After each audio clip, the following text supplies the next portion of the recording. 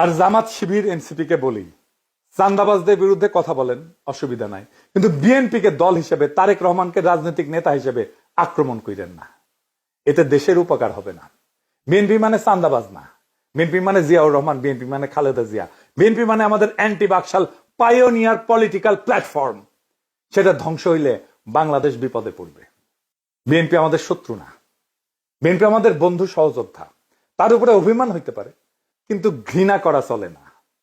রাজনৈতিক বিভ্রান্তি থাকতেই পারে, কিন্তু বিভেদ ডেকে আনা যাবে না। বিএনপি এই জাতির স্বতন্ত্র চেতনার এক অবিচ্ছেদ্য অধ্যায়। তারেক রহমান ভুল করতে পারেন, কিন্তু বিএনপিকে পুঙ্খানুপুঙ্খভাবে বাতিল করা মানে এদেশের গণতান্ত্রিক ধারাকে দুর্বল করা, এদেশের ফ্যাসিবাদ বিরোধী, ভারতীয় আগ্রাসন বিরোধী লড়াইকে দুর্বল করা। আমাদের শত্রু কিন্তু একটাই, ভারত সমর্থিত হাসিনার ফ্যাসিবাদ। সে জায়গায় দাঁড়ায় আমরা যদি নিজেদের ঘরে আগুন লাগাই, তবে মুক্তি আসবে না বাংলাদেশের মানুষের, আসবে বিভ্রান্তি আর ধ্বংস।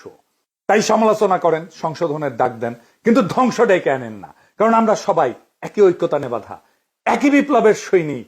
এই সত্যটা ভুলেন না। এই সত্য ভুললে বিপ্লবকে রক্ষা করতে পারবেন না। বিপ্লবকে রক্ষা করাই আমাদের প্রথম